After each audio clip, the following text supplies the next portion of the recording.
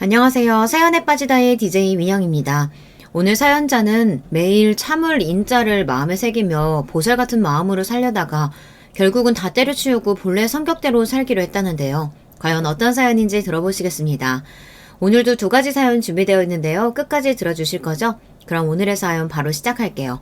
구독과 좋아요 잊지 말고 꾹 눌러주세요. 안녕하세요. 저는 40대 여자입니다. 저의 지난 날들을 되돌아보면 돈 버는 거 말고는 추억이라고 말할 게 없어요. 제 나이 또래 친구들이라면 다 가보는 해외여행도 한 번 안 가보고 일만 하면서 살았으니 말 다 했죠. 저는 제가 봐도 정말 열심히 살았어요. 주변 친구들이 그렇게 살면 힘들지 않냐고 걱정할 정도로 쉬지 않고 바쁘게 살았습니다. 이것도 성격인 게 저는 가만히 있는 걸 못해요. 아무것도 안 하고 가만히 있으면 시간이 너무 아까워서 뭐라도 해야 직성이 풀립니다. 덕분에 저는 대학 때부터 아르바이트는 항상 기본 2-3개를 했어요. 그뿐만이 아니라 나중에는 직장 생활을 하면서도 아르바이트를 했습니다. 일반적인 직장인이라면 퇴근하면 집에 가기 바쁜데 저는 그렇지 않았어요. 그러다 보니 회사 동료들이 회식이라도 한번 하자고 하면 참석하기 힘들었죠. 세영 씨는 불금인데 또 설마 아르바이트 하러 가는 거야? 세영 씨는 도대체 언제 쉬어? 그렇게 살면 너무 힘들지 않아? 저는 일 안 하고 가만히 있으면 그게 더 힘들더라고요. 술 먹고 집에 누워있으면 뭐해요. 그 시간에 10,000원이라도 버는 생산적인 일을 하는 게 낫죠. 아유, 그래도 사람이 좀 쉬면서 해야지. 암튼 대단해. 난 세영 씨처럼 살라고 하면 하루도 못 버틸 거야. 저는 잠자는 시간도 아까워서 항상 새벽 5시에 일어나 밤 12시에 잠이 들었어요. 짬만 나면 나가서 돈 버는 게 일상인 사람이라 회사에서 퇴근하면 간단하게 저녁 먹고 저녁엔 식당에 나가 아르바이트를 했어요. 주말에도 집에만 있기 지루해서 부동산에서 집을 보여주러 다니는 아르바이트도 했습니다. 같이 일하던 동료들은 그런 저를 이해하지 못했습니다. 출근해서 일만 하고 집에 가도 힘든데 어떻게 또 일하러 가느냐고요.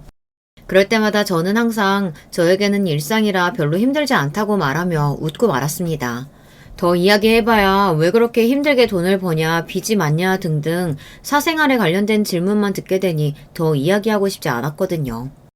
저도 알아요. 동료들이 제 앞에서는 대단하다, 부지런하다 라고 하면서 칭찬하지만 사실 제 뒤에서는 동료들끼리 저에 대해 좋지 않게 쑥덕거린다는 걸요. 제가 지나가다가 탕비실에서 사람들끼리 제 이야기하는 걸 들은 적이 있었어요. 내가 주말에 뭐 하냐고 물어보니까 글쎄 주말에는 부동산에서 아르바이트 한다는 거 있지?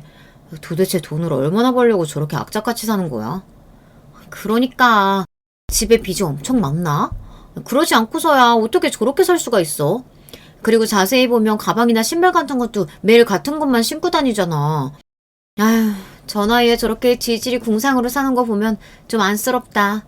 한창 좋을 땐데. 그때가 고작 20대 초반이었는데 같은 회사 동료들에게 그런 이야기를 들었으니 저도 얼마나 화가 났겠어요. 마음 같아서는 저도 당장 나가서 너희들이 뭘 한다고 떠드냐, 나에 대해 알지도 못하면서 아는 척하지 말아라 라고 외치고 싶었습니다. 하지만 저는 꾹 참았어요. 그 사람들 말은 다 사실이 아니고 저랑 전혀 상관없는 일이니까요. 그리고 가장 중요한 건 저는 그 사람들보다 훨씬 더 나은 사람이라는 겁니다. 그리고 얼마 뒤 저는 그 직장보다 연봉을 훨씬 더 많이 주는 공기업으로 이직했습니다. 새벽에 일어나 혼자 영어음 공부를 한 게 도움이 됐는지 혹시나 하는 마음으로 본 면접에서 좋은 점수를 얻어 이직할 수 있었어요. 제가 회사를 이직할 때 제 뒤에서 저에 대해 마음대로 떠들었던 동료들이 가장 부러워했습니다. 도대체 어떻게 공기업 면접을 볼 생각을 했냐고 대단하다고 하더라고요. 그때 저는 동료들에게 딱 한마디만 했습니다. 언제까지 이런 비전도 안 보이는 작은 회사에서 매일 상사들 커피나 타고 술자리나 따라다니면서 살 순 없잖아요. 제 말 한마디에 그 동료들은 기가 막힌다는 듯 입을 벌렸지만 저는 아랑곳하지 않았습니다. 그 사람들이 저를 마음대로 판단하며 떠들어댔듯 저도 제 생각을 마음대로 떠든 것 뿐이니까요. 그렇게 열심히 산 덕에 저는 부모님 도움 없이 제 힘으로 집도 사고 결혼식도 올렸습니다. 제가 결혼한다고 했을 때 친구들과 가족들까지 모두 놀란 게 그렇게 바쁘게 사는데 도대체 연애는 어떻게 했냐고 하더라고요. 사실 저와 남편은 아르바이트를 하다 만났어요. 제가 주말에 아르바이트로 집을 보여주러 나갔다가 학원가 근처에 월세를 구하러 나온 남편을 만났습니다. 남편은 임용고시 준비를 하는 고시생이었어요. 남편은 체육 선생님이 꿈이라고 하더라고요. 남편은 보증금이 너무 없어서 그 보증금에 맞춰서는 반지하랑 옥탑방밖에 없었어요. 하루 종일 같이 집을 보러 다녔는데 그때 남편과 둘이 나눈 대화들이 너무 좋아서 서로 가까워졌습니다. 남편은 직장을 다니면서도 주말까지 일하러 나온 저에게 대단하다고 했고 저는 미래를 위해 열심히 공부하는 남편이 멋있게 보였습니다. 저와 남편은 힘든 시기를 함께 보냈습니다. 저는 새로 들어간 회사에 적응하면서도 남편을 챙겼어요. 남편은 저와 만난 지 2년 만에 꿈을 이뤘습니다. 본인의 꿈대로 체육 선생님이 됐어요. 첫 학교에 부임받은 지 얼마 되지 않아 남편은 저에게 프로포즈를 했습니다. 저희는 결혼을 했어요. 저와 남편은 그렇게 평생을 행복하게 살 줄 알았어요. 그런데 결혼이라는 게 둘만 좋다고 살 수 있는 게 아니더군요. 저는 결혼 초기부터 시어머니와의 사이가 어려웠어요. 저 나름대로는 시어머니와 잘 지내고 싶어서 노력했지만 소용없었습니다. 남편이 결혼 전부터 이야기해서 남편네 집안이 많이 보수적이고 고지식하다는 이야기를 듣기는 했지만 이 정도일 줄은 몰랐어요. 저희 친정부모님도 시골분들이라 고지식하다면 어디 내놔도 빠지질 않는데 친정 부모님보다 연세도 젊으신 분들이 훨씬 더 고지식하더라고요. 결혼하고 깜짝 놀란 게 시댁은 아직도 여자 남자 밥을 따로 먹어요. 1년에 2번 명절 때마다 시아버지의 형님인 큰집에 가서 제사를 지냅니다. 큰집이 포항이란 명절마다 기차표를 예매해서 온 가족이 내려가야 합니다. 명절이니 가족을 만나러 포항까지 가는 거야 그러려니 해요. 그런데 그 가는 길이 쉽지 않습니다. 몇십 년째 명절이면 같은 길을 가면서도 시부모님은 매번 명절마다 싸워서 분위기가 좋지 않습니다. 도대체 이 짓을 언제까지 해야 하는 거야? 돈도 없어서 명절 보내기도 힘든데 내려갈 때마다 기차표에 형님들의 용돈에 애들 용돈까지 이게 다 뭐 하는 짓인지 모르겠다니까. 형님이랑 형수님이 매년 고생하시는데 동생으로서 그럼 그 정도도 못해? 아유, 말은 잘해요. 그렇게 동생 노릇 자식 노릇 잘하고 싶으면 돈을 벌어야 할 거 아니야. 젊어서도 사업 다 말아먹고 처자식 고생시키더니 늙어서도 어째 나아지는 게 하나도 없냐? 애들 앞에서 꼭 그렇게 돈돈 해야겠어? 애들 어릴 때야 그렇다고 하지만 이제 며느리도 있고 손주들도 있는데 그만 좀 해. 돈이 그렇게 좋으면 당신이 나가서 좀 벌던가. 내가 이 나이에 어디 가서 돈을 벌어. 아이고, 젊어서 그렇게 고생시키더니 이제 나이 드니까 나가서 돈까지 벌어오라 하네. 당신이 고생하기는 뭘 했다 그래.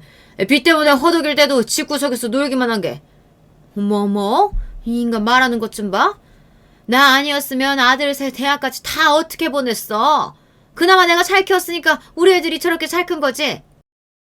저희 부모님은 아직도 서로 존댓말을 하시고 어려서부터 한 번도 큰 소리 내고 싸우는 걸 본 적이 없어요.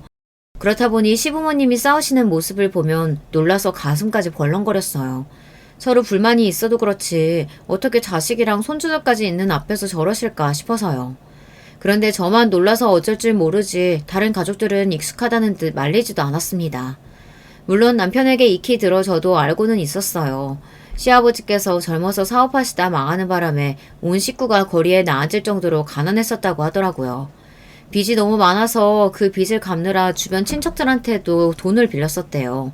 그때부터 시부모님 두 분 사이가 나빠지기 시작하더니만 하루가 멀다 하고 매일 싸우셨대요. 그러다 보니 남편이나 아주버님들도 평생 고생을 달고 사신 거죠.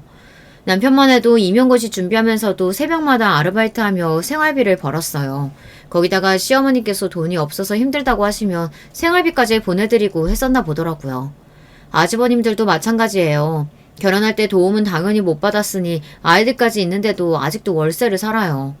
그런 상황에서도 자식들은 어떻게든 잘 살아보려고 아등바등 사는데 시부모님은 매일 싸우기만 하십니다. 그렇게 스트레스를 받으며 몇 시간씩 걸려 큰 집에 내려가면 잠깐 쉬지도 못하고 곧바로 자연스럽게 여자들은 다 주방에 들어가고 남자들은 거실에 앉아 하루 종일 여자들이 해다주는 음식에 술을 마셨어요. 그런 집안은 드라마 속에서나 보았지 실제로 존재하는 줄은 생각도 못했습니다. 친정도 제사를 지내는 집이다 보니 저는 애써 이해해보려고 해봤지만 주방에서 앉지도 못하고 내내 일하다 보면 저도 모르게 기분이 좋지 않았어요. 정말 10시간 넘게 허리 한번 제대로 못 펴고 일만 했거든요. 내가 지금 여기서 뭘 하는 건가? 하루 종일 음식을 만들고도 나는 왜 앉아서 편하게 먹지를 못하는 건가? 내내 불만만 쌓였습니다. 시댁에 올 때마다 불만이 있는 건 저뿐만이 아니었어요. 남편이 삼형제 중 막내라 위로 아주버님 두 분에 손이 형님이 둘이에요. 형님들도 산처럼 쌓인 설거지를 하면 항상 신세한탄을 하셨습니다. 결혼하기 전에 내가 명절 어떻게 보내냐고 물었더니 자기 집은 제사도 없고 식구들끼리만 보낸다 해서 그런가 보다 했더니만 완전 사기 결혼 당했어. 저는 제사 지낸다는 건 알고 있었는데 놀라워요. 저도 시골에서 자라서 집집마다 제사 지내는 거 많이 보고 컸는데 이렇게 거창하게 지내는 집은 처음 봤다니까요. 난 제사야 어차피 1년에 2번이니까 힘들어도 참고하겠는데 어머님 잔소리 하시는 거 진짜 들어도 적응이 안 돼. 아니, 본인은 아무것도 안 하고 음식만 집어먹고 다니면서 도대체 왜 맨날 꼬투리 잡으려고 그러는 거니? 제가 봐도 시어머니가 잔소리가 심하긴 했어요. 다른 사람들은 다 일하는데 혼자 아무것도 안 하고 왔다 갔다 하시면서 사사건건 간섭만 하고 다니셨습니다. 며느리 중 누구 하나 칼질을 하면 어디서 배웠길래 칼질을 그렇게 하냐, 친정에서 안 배웠냐로 시작해서 일일이 꼬투리를 잡았어요. 본인은 손 하나 까딱 안 하면서 며느리들 뒤만 쫓아다니며 훈계를 했습니다. 그러니까요. 어머님 저러시는 거 하루 이틀은 아니지만 진짜 얄미워 죽겠어요. 아까 보셨어요? 오늘 제가 들고 온 가방 보고는 딱 본인 스타일이라면서 자꾸 본인 어깨에 걸쳐보시는 거. 저 그거 이번 생일날 산 건데 또 달라는 거 아니겠죠? 에휴, 동서는 시어머니 성격 뻔히 알면서 시댁 올 때 새 가방을 들고 오면 어떡해. 어머님 저러시는 거 어디 하루 이틀이야. 저와 결혼한 지 얼마 안 돼서 잘 몰랐었는데 알고 보니 시어머니 성격이 보통이 아닌가 보더라고요. 아들들한테는 꼼짝도 못하면서 며느리들한테는 잔소리도 심하고 며느리들 물건까지 탐내시나 보더라고요. 며느리가 들고 온 물건 중에 마음에 드는 게 있으면 어떻게든 본인이 가져가려고 했어요. 저도 형님들께 이야기만 들었을 때는 설마 어른이 그렇게 하실까 싶었는데요. 진짜더라고요. 너는 애가 둘인 애가 왜 그렇게 사치를 부리고 다니니? 아직도 월세다는 주제에 그 가방이 너한테 가당키나 해? 작은 형님이 가방을 주겠다는 말을 명절 끝날 때까지 하지 않으니 시어머니는 골이 났는지 결국은 억지를 부리시더라고요. 그 모습을 실제로 제 눈으로 보고 나니 어이가 없어서 헛웃음이 다 나왔습니다. 이번에 결혼 10주년이라 내가 사준 거야. 엄마도 필요하면 내가 사드릴 테니까 괜히 심술 부리지 마요. 진짜? 우리 아들이 나도 사줄 거야? 그럼 나는 저거보다 더 비싸고 좋은 걸로 사줘. 엄마는 높은 거 알지? 순간 저와 형님들 모두 동시에 눈이 마주쳤어요. 조금 전까지 월세 어쩌고저쩌고 하시더니만 그런 아들한테 더 비싼 가방을 사달라는 게 말이 되나요? 아무리 시어머니라도 어쩜 며느리들도 있는 앞에서 저럴 수가 있나 싶어서 얄미워도 너무 얄미웠습니다. 시간이 지나고 보니 그 정도는 애교에 불과했습니다.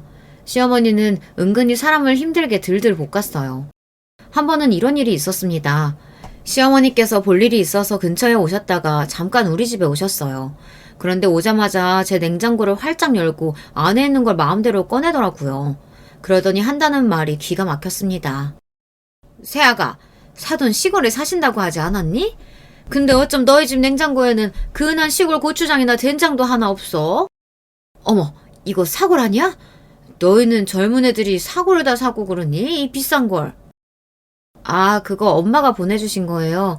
제가 체질이 약해서 때때마다 직접 고아서 보내주시거든요. 너처럼 건강한 애가 이런 게 뭐가 필요하니? 이런 건 나처럼 나이 먹은 사람이나 먹는 거야. 이거 내가 좀 가져간다? 친정부모님이 보내주신 사골뿐 아니라 반찬이랑 과일까지 싹 다 꺼내갔습니다. 저는 황당해서 그걸 다 왜 꺼내시냐고 했더니 시어머니는 오히려 아무렇지도 않은 얼굴로 저를 위해서라고 했습니다. 너희 둘 다 일하느라 집에도 없는데 이렇게 쌓아두면 뭐해. 괜히 다 썩어서 버리지. 우리가 좀 나눠가서 먹을 테니까 나 또 안 먹는 거 있으면 다 내놔봐. 시어머니의 행동에 저는 사실 당황했어요. 보통 시어머니들이 아들 주라고 반찬 같은 거 해다 주시는 거 아닌가요? 저희 시어머니는 오히려 며느리 냉장고를 털어갔어요. 그뿐만이 아니었습니다. 제 옷장이며 화장대까지 마음대로 만지시더니 뭐 가져갈 거 없나 찾으시는 것 같았어요. 막내, 너는 젊은 애가 취향이 왜 이러니? 가방이며 옷이며 명색이 공기업 다닌다는 애가 어쩜 다 시장에서 주워온 것 같은 것들만 있어. 너는 명품도 없니? 남의 물건을 탐하는 것도 모자라서 제 물건을 가지고 시장에서 주워온 것 같다는 막말까지 하셨어요. 제가 워낙에 무력이 없어서 옷이나 가방 같은 걸 잘 안 사요. 명품 살 돈 있으면 그 돈 모아서 적금을 하나 더 들죠. 답답한 소리 하고 있네. 여자는 자고로 어딜 나가도 품이 있고 고상해 보이는 맛이 있어야 돼. 우리 막내가 학교 선생인데 네가 이렇게 구질구질하게 하고 다니면 사람들이 뭐라고 하겠니? 시어머니처럼 생각 없이 아무 말이나 하시는 분 입에서 고상품이라는 단어가 나오는데 정말이지 기가 차더군요. 그제야 저는 이게 바로 시집살이라는 걸 깨달았습니다. 하지만 제가 누굽니까? 지금까지 수도 없이 아르바이트를 하며 별의별 사람들을 다 상대하다 보니 이 정도는 혼자 해결할 수 있었죠. 어머님도 참, 제가 그렇게 한 푼 한 푼 안기 덕분에 제 나이에 이런 아파트도 있는 거잖아요. 저 얼마 전에 대출도 다 갚았어요. 그랬습니다. 남편과 제가 신혼집으로 사는 집은 바로 제 명의의 집이에요. 제가 3년 동안 부동산에서 일하면서 아름아름 들은 정보로 사게 된 저의 집입니다. 솔직히 마음 같아서는 어머님은 그렇게 품위 있고 고상하게 사시느라 아직도 전세 사세요? 라고 말하고 싶었지만 그 말은 안 하고 참았습니다. 했다가는 이 자리에서 머리채라도 잡힐 게 뻔하니까요. 어머 얘 좀 봐. 너 지금 결혼하면서 집 좀 해왔다고 내 앞에서 생색내는 거니? 내 아들 정도면 여자가 그 정도 해오는 게 당연하지. 너도 알잖아. 우리 준아 명문대 나왔지. 인물 좋지. 직장 좋지. 뭐 하나 빠지는 거 없는 거. 주변에서 우리 준아 한 번만 만나게 해달라고 줄 선 여자가 한 트럭이었어. 또 저 소리였습니다. 제가 처음 결혼하겠다고 시댁에 인사 갔을 때도 시어머니는 똑같이 저 소리를 했어요. 주변에서 제 남편 소개해달라고 한 사람들이 한 트럭인데 그중에 대학 교수 딸내미도 있고 대기원 임원 딸도 있다고요. 사실 시어머니께서 그런 소리 하실 때마다 저는 기분이 나빠요. 당연히 저야 남편을 사랑하지만 저도 어디 가서 빠지는 조건은 아닙니다. 대학이야 남편보다 좋은 대학을 나는 건 아니지만 연봉도 제가 더 높고 재산도 제가 훨씬 많아요. 남편도 평생 전세만 살다가 저와 결혼하면서 아파트에 살아본다고 좋아했습니다. 그런데 자꾸만 시어머니께서 본인 아들만 잘났다고 우기시니 좀 듣기 싫더라고요. 제가 별 호응 없이 입을 삐죽거리고 있었더니 시어머니도 기분이 상했는지 눈을 흘기시고서는 우리 집에서 턴 물건들을 가지고 그대로 돌아가셨어요. 그 이후로도 시어머니는 여전했습니다. 저를 만날 때마다 제 길을 꺾으려고 하셨어요. 사실 형님들에게 이미 들은 게 있어서 저는 시어머니의 만행에 대해서 익히 알고 있었어요. 시어머니는 지금까지 한 번도 직장을 다녀보신 적이 없답니다. 중학교를 졸업하고 바로 남의 집에 들어가서 식모살이를 몇 년 하시다가 시아버지를 만나고 결혼하고 바로 아들 셋을 낳으셨다고 하더라고요. 아들 셋을 낳고 키우는 동안 집안 사정이 좋지 않았는데도 시어머니는 일을 안 하셨대요. 물론 시아버지가 워낙 권위적이고 고지식하셔서 시어머니가 돈 버는 일까지 하고 싶지 않았을 수도 있겠죠. 자식 키우는 일이나 집안일은 온통 시어머니의 차지였을 테니까요. 하지만 일을 안 해보셔서 그런지 사회생활이 어떤지를 전혀 모르세요. 저희 시댁 아주머님들이나 형님들 그리고 우리 집까지 모두 다 맞벌이에요. 애들 키우면서도 형님들이나 저나 계속 직장생활을 했습니다. 애도 봐주시는 분들이 없어서 애까지 키우면서 다들 힘들게 버티고 있어요. 그런데 시어머니는 아무 생각 없이 며느리들을 아무 때나 오라가라 하셨어요. 시어머니와 며느리 셋만 들어가 있는 단톡방도 있어요. 제가 결혼하고 나서 시어머니께서 바로 그 방에 초대하셨죠. 그 방은 거의 시어머님만 일방적으로 이야기하세요. 항상 시아버지 때문에 속상한 일 혹은 본인 친구들 자식들은 뭘 해줬다는 이야기였죠. 저와 형님들은 대꾸도 하고 싶지 않았지만 그럴 수가 없으니 대충 매일 이모티콘을 보내거나 대충 네 라고만 대답하고 말아요.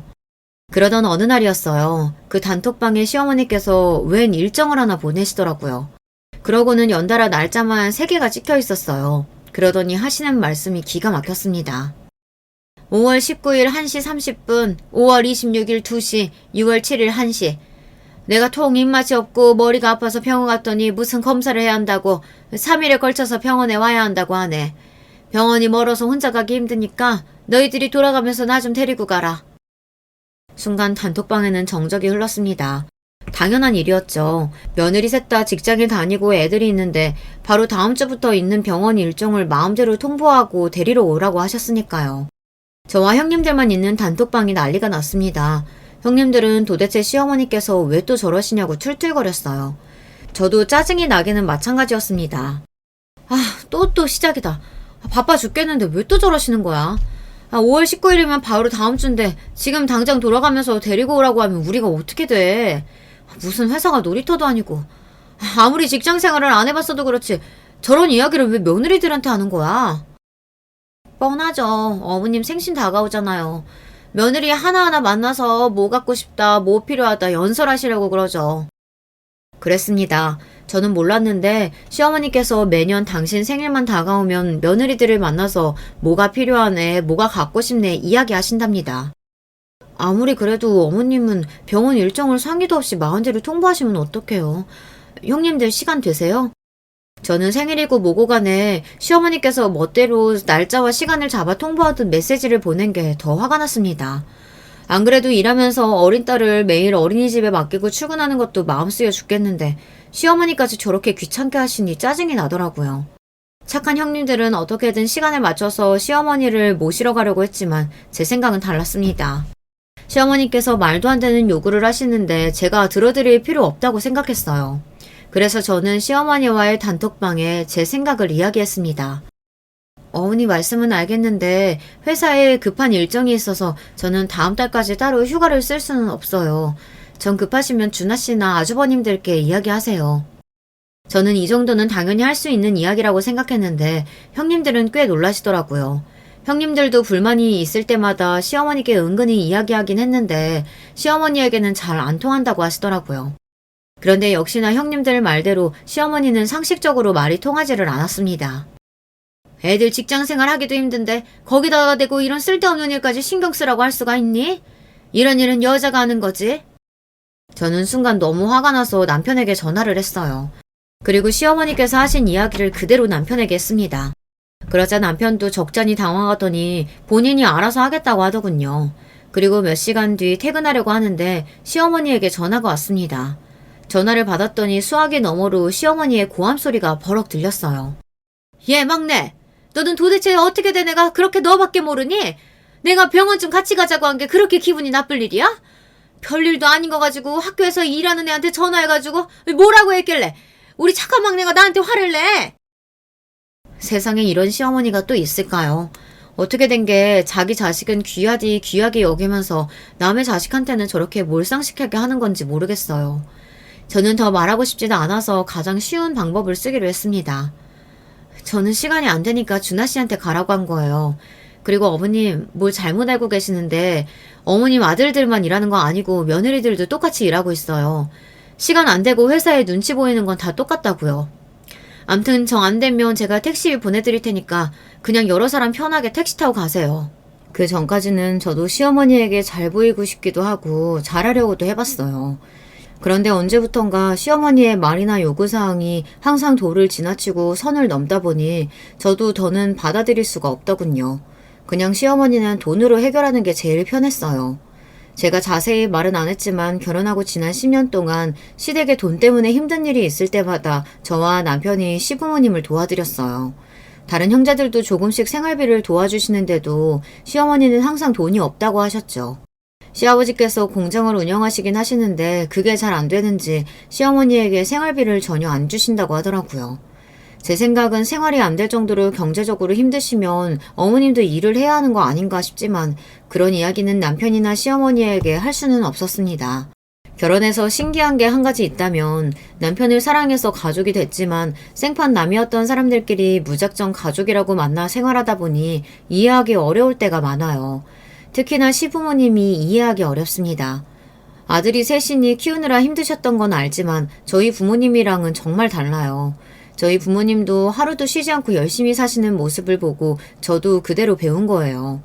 그런데 시부모님은 어떻게 하면 자식들한테 도움을 받을 수 있을까만 생각하세요. 그러던 중 일이 하나 있었습니다. 친정 부모님 댁에 20년 넘은 에어컨이 있었는데 그게 망가졌다고 하더라고요. 친정에 있는 물건들이 다 그래요. 아무리 시골이라도 집도 지은 지 50년이나 지난 벽돌집인데다 텔레비전, 냉장고는 골동품이나 다름없을 정도로 오래됐어요. 저희 친정이 원래 그래요. 검소함이 몸에 밴 집안입니다. 그런 모습을 보고 자란 덕에 저도 알뜰한 게 몸에 배어서 평생을 악착같이 살았어요. 제가 아주 어릴 때는 부모님이 좀 힘드셨는데 두 분이 허리띠를 졸라매고 검소하게 알뜰하게 사시면서 평생을 성실하게 일한 덕분에 지금에 이를 수 있었죠. 아버지는 몸으로 일해 땀을 흘리며 번 돈으로 무조건 부동산을 사셨습니다. 그래야 노후에 편안하게 살 수 있다고 생각하셨거든요. 덕분에 지금은 경제적으로 여유가 있으신데도 여전히 아끼고 절약하면서 사세요. 알뜰하게 살던 버릇이 이미 몸에 배어서 바꾸기 힘들다고 하시더라고요. 저는 그런 부모님을 존경합니다. 저도 그런 부모님처럼 살기 위해 열심히 산 거예요. 그런 분들이 에어컨도 안 사시고 이 더위에 선풍기 하나 틀고 계시니 저는 속상해서 제가 에어컨을 한 대 사드렸습니다. 아이고, 선풍기면 되는데 무슨 에어컨을 사고 그랬어. 엄마는 에어컨 차가운 바람 싫어서 안 사는 거야. 정말 괜찮으니까 환불해. 엄마, 이 큰 집에 에어컨 하나 없다고 하면 사람들이 욕해. 엄마가 찬바람 싫어해서 무풍으로 샀으니까 걱정하지 말고 그냥 쓰세요. 친정 부모님은 제가 돈만 쓰면 무슨 큰일이 나는 줄 아시는 분들이다 보니 좋으시면서도 자꾸 필요 없다고 하셨어요. 그래도 이번만은 저도 고집을 피워서 에어컨을 사드렸습니다. 저희 시댁 식구들은 자식한테 해준 것도 없으면서 자식 돈을 쉽게 흥청망청 쓰시는데 친정에는 에어컨 하나 사드리는 거 가지고도 됐다고 하시니 저는 억울해서라도 안 되겠다 싶어 더 좋은 신형 에어컨으로 샀습니다. 그런데 얼마 뒤 말도 안 되는 일이 벌어졌어요. 마침 시아버지 생신이라 오랜만에 시댁에 온 식구가 모여 다 함께 식사를 했습니다. 식사를 마치고 뒷정리를 하며 형님들이랑 이야기를 하는데 마침 작은 형님이 에어컨이 아무래도 이상하다고 바꿔야 할 것 같다고 이야기를 하시더라고요. 그래서 제가 최근에 친정에도 에어컨이 망가져서 하나 사드렸는데 가격 대비 좋은 제품인 것 같다고 추천했습니다. 그런데 그때였어요. 과일을 가지러 주방에 들어오신 시어머니께서 그 이야기를 들으신 거죠. 제가 친정에 에어컨을 사드렸다는 사실을 알게 된 시어머니께서는 말도 안 되는 소리를 하셨습니다. 이게 무슨 소리야? 막내 너 설마 친정에 에어컨 사드렸니? 내가 기가 막혀서 어디 감히 출가 외인이 친정에다가 돈을 써? 순간 저는 제 두 귀를 의심했습니다.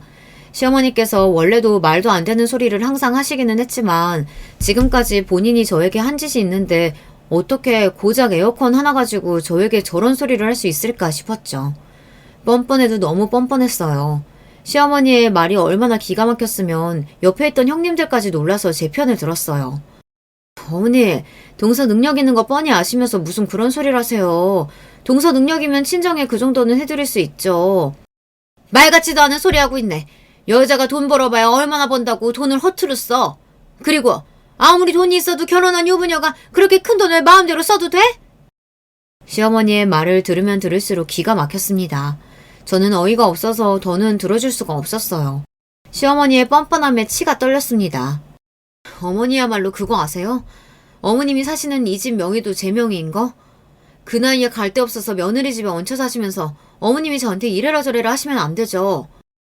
저는 결국 터져버리고 말았습니다. 시어머니가 밉고 싫어도 다른 가족들을 봐서 애써 참고 있었는데 시어머니의 막말에 꾹꾹 참아뒀던 화가 펑 하고 터져버리고 말았어요. 뭐? 얘가 지금 뭐라는 거야? 이 집이 왜 네 집이야? 이 집 살 때 분명 우리 아들이 보태준 거라 그랬는데. 어머니야말로 본인 자식들이면서 뭘 너무 모르시는 거 아니에요? 아주버님들 애들 키우면서 살기도 빠듯하신데 몇 천씩 되는 돈이 갑자기 어디서 구했겠어요? 어머님, 동서 말이 맞아요. 이 집 동서 명의로 된 집이에요. 그게 아버님이 비밀로 해달라고 하셔서 어머니께 말씀을 못 드렸는데 사실은 아버님께서 공장 정리한 돈으로 집을 산 게 아니라 아버님 공장에 소송이 들어오는 바람에 전세 보증금까지 다 날리게 된 거예요. 집이고 공장이고 다 날려서 당장 갈 데도 없는 상황이라 급하게 동서 집으로 이사한 거예요. 동서 아니었으면 정말 큰일 날 뻔했어요. 그랬습니다. 시어머니는 모르고 계셨지만 사정이 있었어요. 자식들도 나중에 한 사실인데 시아버지께서 운영하시던 공장이 거래처에 결제를 안 해준 게 억 단위가 넘더라고요. 시아버지 공장이 사정이 안 좋은 것 같다고 여기저기 듣기는 했는데 그 정도일 줄은 몰랐어요. 결국은 결제를 못 받은 거래처들이 손을 잡고 시아버지를 고소했더라고요. 그래서 급하게 공장도 매물로 내놓고 전세 보증금까지 빼야 할 형편이 된 겁니다. 일이 그렇게까지 커지고 나서야 시아버지께서 아들들에게 이야기를 하신 거죠. 공장이랑 보증금으로 대충 빚은 갚았는데 당장 시부모님 사실 집이 없다고요. 시아버지는 당신의 사정을 아들들에게 이야기하면 누구라도 나서서 집으로 모시고 갈 줄 알았는데 아들들이 다들 머뭇거린 겁니다. 그럴만하죠. 시어머니라면 며느리들이 다들 학을 떼고 싫어하는데 무작정 모시겠다고 할 수는 없으니까요. 저희 남편도 마찬가지였습니다. 더군다나 우리 집은 남편이 산 집도 아니고 제 명의로 된 집이다 보니 남편이 저에게 말하기 어려웠던 것 같아요. 그래서 저는 시아버지의 일을 전혀 모르고 있었습니다. 그러다 나중에서야 형님들에게 듣게 됐어요. 아버님은 도대체 무슨 생각으로 일을 그렇게까지 키우신 거래? 그래놓고 자식들한테 책임지라는 식으로 이야기하면 도대체 어쩌자는 거야. 그러니까요. 아들들 결혼한다고 제대로 된 집 하나 사주신 적도 없으면서 전세도 간신히 사는 아들들한테 이제는 얹혀 사시기까지 할 작정인가 봐요. 저는 그제야 시아버지 사정을 알게 됐어요. 형님들이 걱정하시더라고요. 이러다 정말 시어머니를 모시고 살아야 하는 거 아니냐고요. 당연한 걱정이었습니다. 사람이 망해도 어쩜 그렇게까지 쫄딱 망할 수가 있는지. 공장에서 쓰시던 트럭까지 싹싹 다 팔아서 몽땅 빚을 갚는 데다 쓰셨다고 하더라고요. 형님 두 분은 힘들어도 어떻게 돈을 조금씩이라도 모아서 월세 보증금이라도 만들어보자고 하셨어요. 시어머니를 모시고 사느니 그게 낫지 않냐고요. 형님들, 어머니 성격 모르세요? 본인 사정 생각 안 하시고 자식들이 월세 살라고 했다고 하면 난리를 치실걸요. 저한테 생각이 있으니까 형님들은 걱정하지 말고 계세요.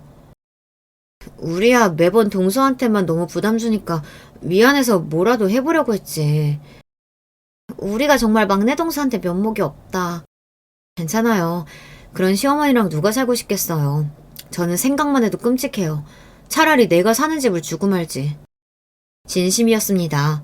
매번 시아버지는 돈으로 사고치시고 형님들이나 아주버님은 이런저런 핑계로 막내인 저희에게 떠넘기시지만 그런 건 상관없었습니다. 서로 뻔히 사정 아는데 도울 수 있는 일은 돕는 게 가족이니까요. 하지만 저는 시어머니라면 정말 치가 떨려요. 돈이야 있다가도 없고 없다가도 생기는 거니 그렇다 치지만 사람을 무시하고 함부로 대하는 게 너무 싫었습니다. 결혼하고 지금까지 살면서 시어머니가 저에게 한 막말을 다 모으면 책 한 권은 될 겁니다. 마음 같아서는 그런 시어머니가 어디서 어떻게 살든 관심 없어요. 하지만 제가 사랑하는 남편의 어머니이니 최소한 제가 도울 수 있는 일은 돕기로 한 겁니다. 죽어도 시어머니와는 같이 살기 싫으니까요. 형님들과 헤어지자마자 저는 곧장 남편에게 연락했습니다. 그러고는 왜 그런 중요한 일을 이야기하지 않았느냐고 따져 물었어요. 형님들 만나서 내가 얼마나 당황했는지 알아? 식구들 다 아는 얘기를 나한테 안 하면 어떡해. 안 그래도 우리 집 일 때문에 매일 당신한테 부담 주고 힘들게 하는데 어떻게 또 아버지 망했다는 말을 해. 이번엔 형들이 알아서 한다고 했으니까 기다려보자. 남편은 저를 생각해서 말 안 했다고 하지만 어차피 제가 알 일이었어요. 형님들이 알게 되시면 당연히 저한테 이야기하실 테니까요. 형님 중 누구도 시어머니를 모시려고 하지 않을 테니 같은 며느리인 제가 모를 수가 없었죠. 기다려봐야 소용없어. 아주버님들이 돈이 어딨다고 해결을 해. 애들 키우기도 빠듯한데.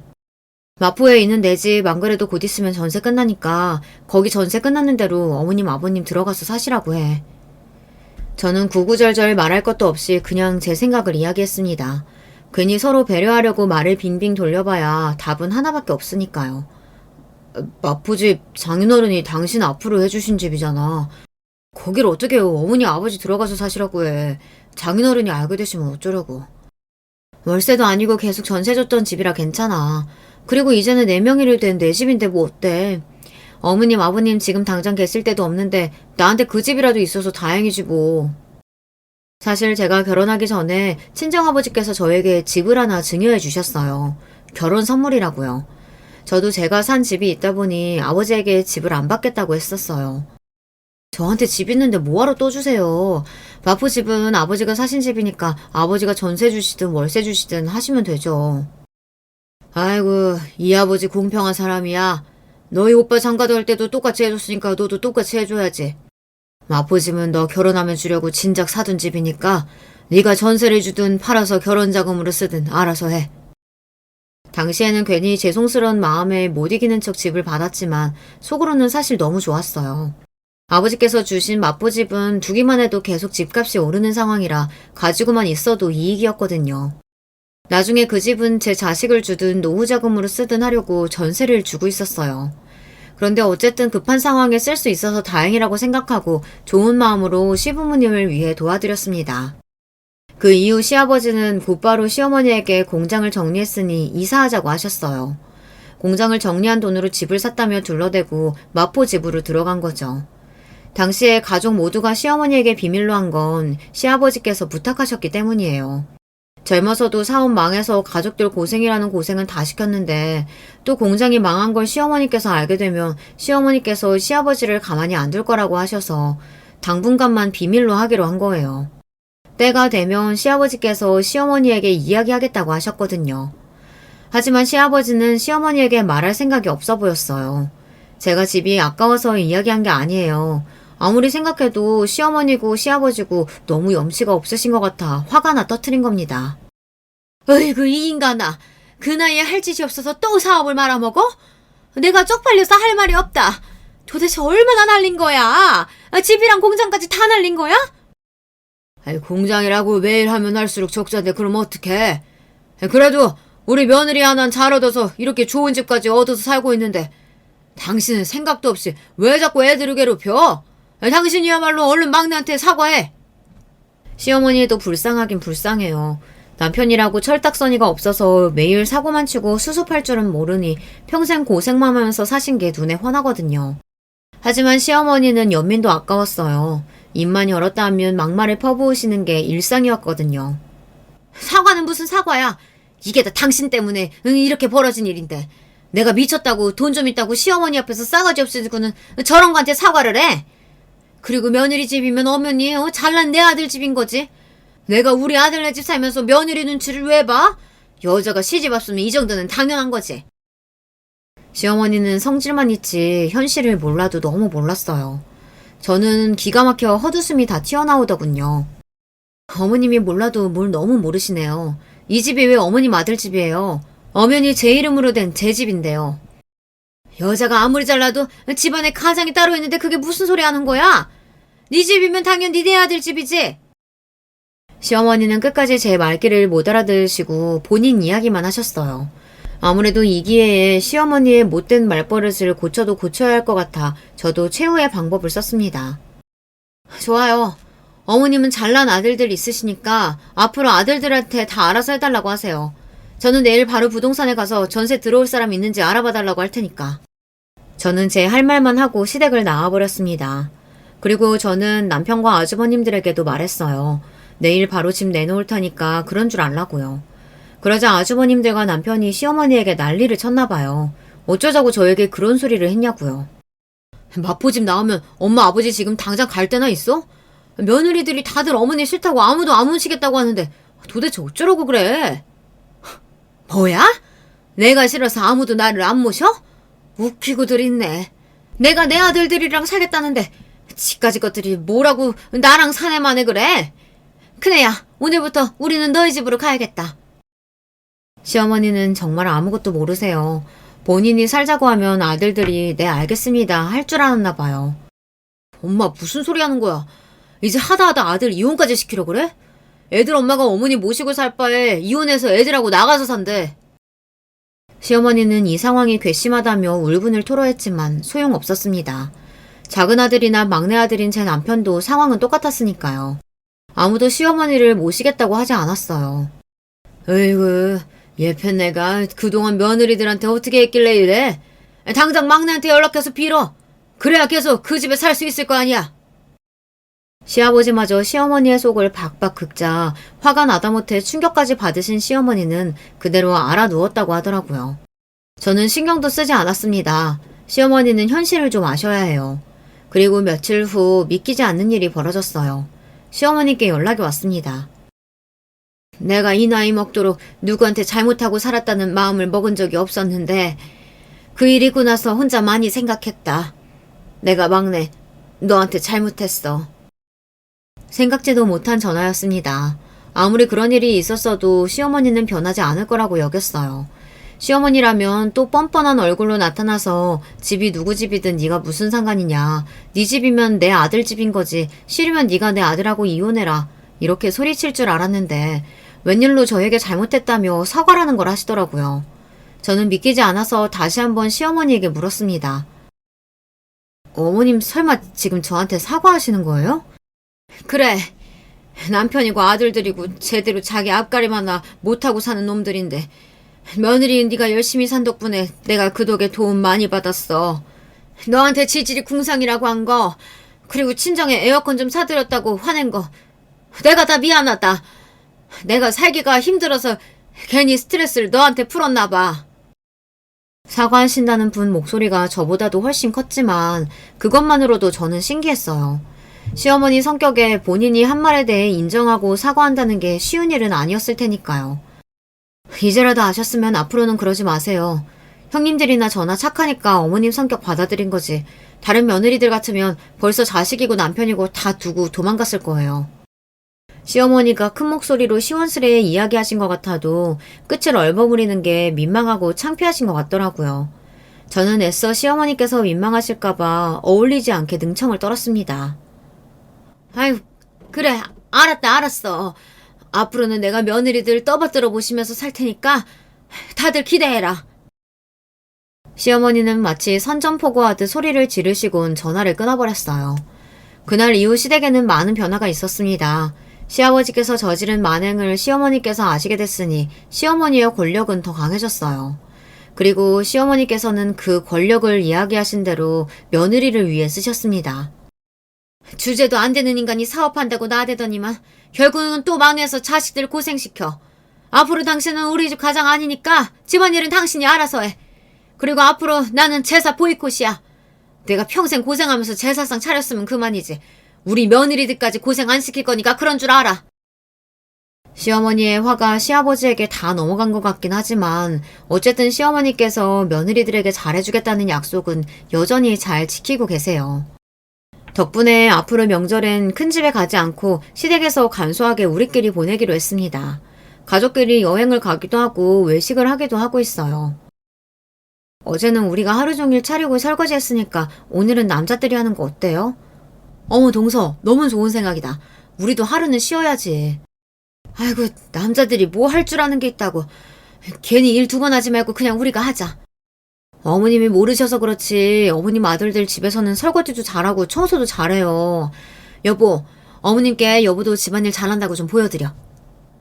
뭐야? 너희들 설마 내 아들들 집에서 부려먹는 거니? 어머님, 또 아들들 편 드시는 거예요? 저랑 한 약속 잊으셨어요? 아휴, 까먹긴 내가 뭘 까먹어. 알았어. 거기 아들들 뭐하고 있어? 빨리빨리 일어나서 설거지부터 해. 물론 어머님께서 옛날 분이다 보니 아직도 우여곡절은 있지만 나름 어머니께서 며느리들과 잘 지내보려고 하시는 행동만으로도 많은 발전이다 싶어요.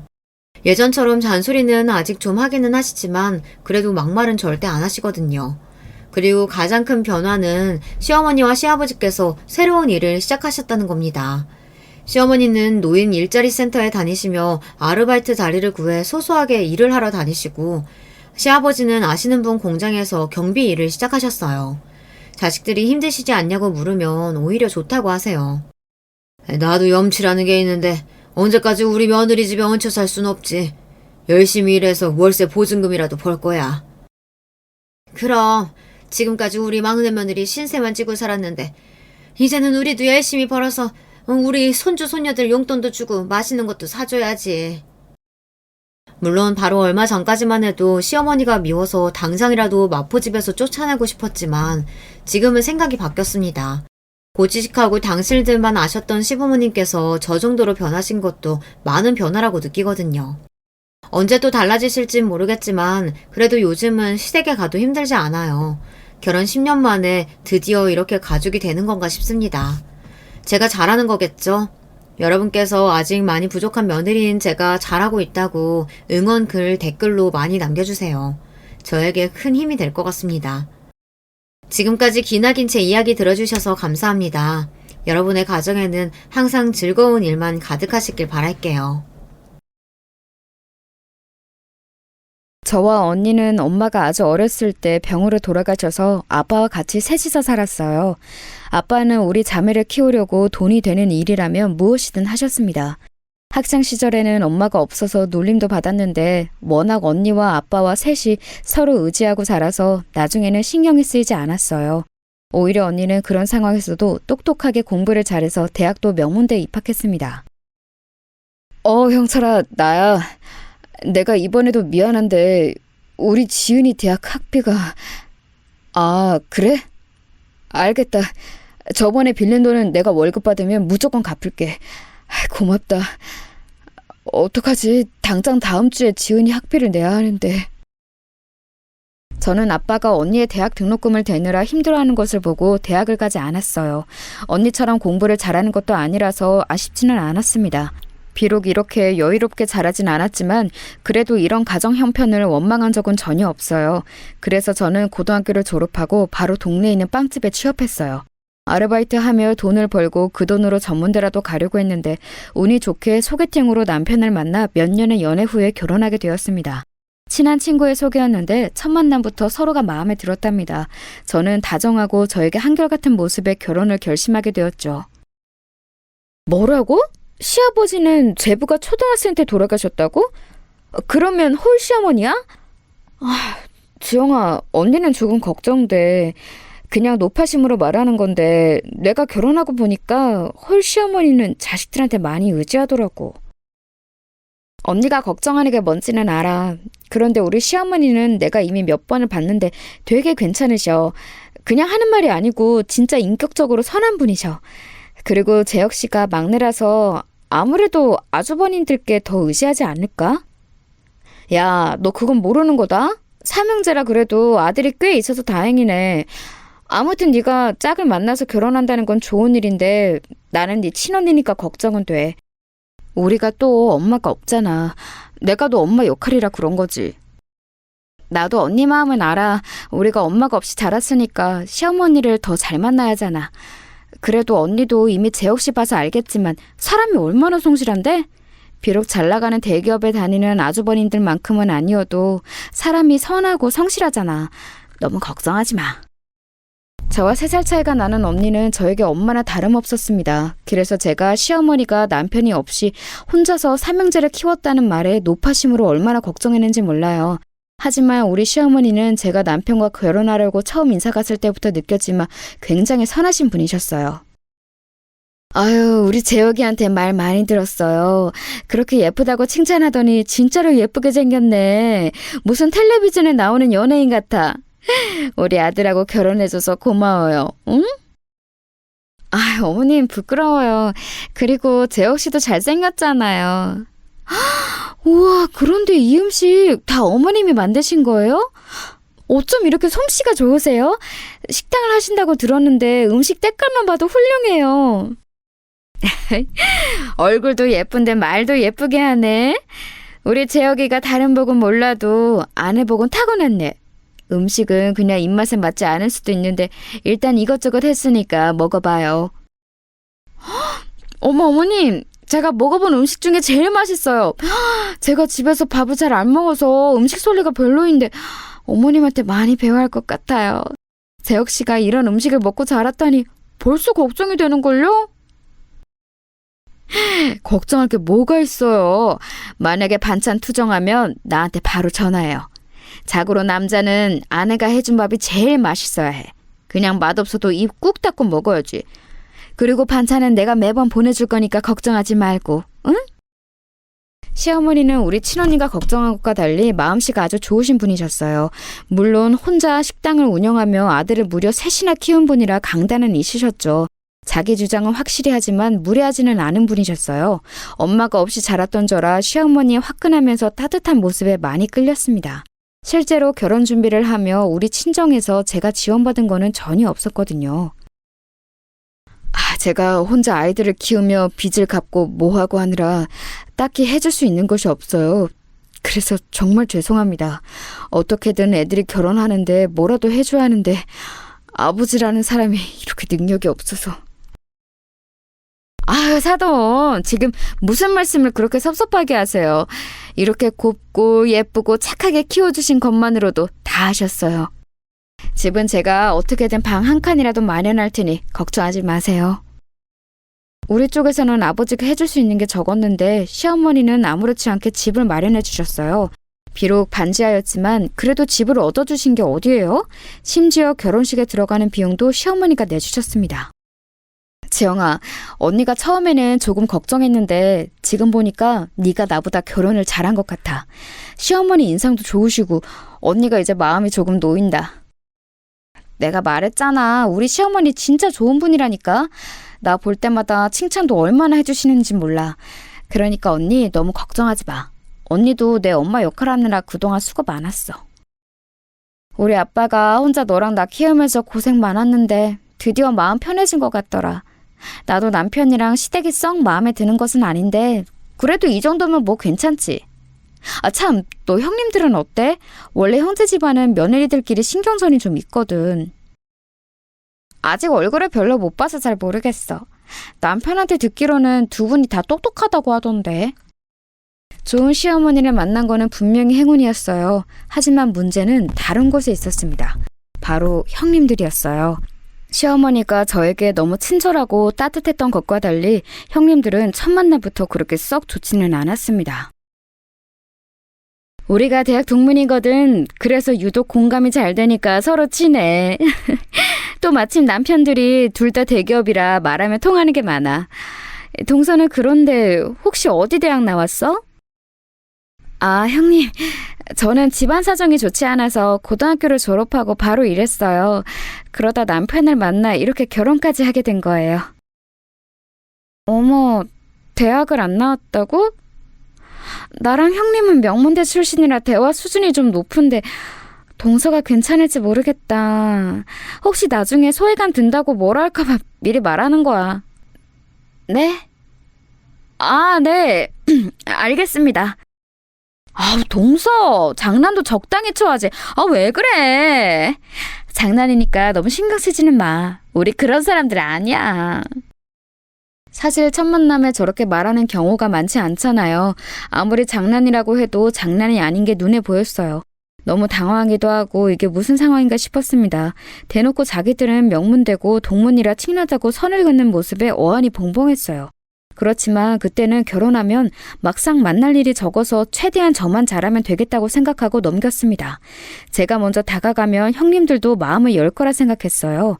물론 그 생각은 제 오산이었습니다. 물론 결혼하고 형님들은 대놓고 저를 무시하지는 않았어요. 그냥 두 분이 유난히 친한 것은 맞았지만 그렇다고 저를 따돌리거나 일부러 소외감을 들게 하지는 않았습니다. 다만 시어머니를 약간 무시하는 태도가 있어서 불편했어요.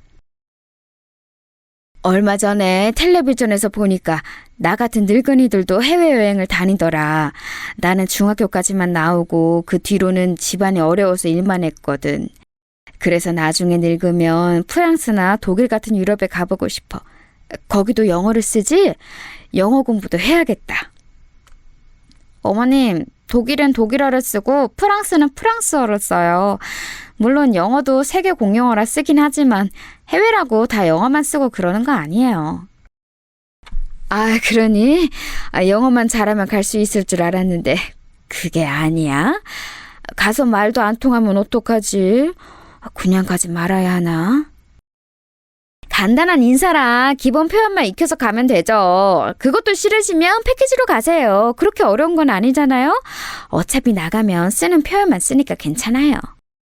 아유, 하긴 너희는 공부를 잘해서 쉽겠다. 요즘은 여자들도 대학을 나온 사람이 많아서 똑똑한 사람이 많아. 나도 우리 가게 단골들한테 우리 며느리는 명문대 나왔다고 자랑하잖니. 며느리들도 며느리 나름이죠. 저희도 뭐 막내 며느리는 대학 못 나왔잖아요. 저랑 형님이 명문대 출신이죠. 그래도 막내 며느리가 얼마나 착하니.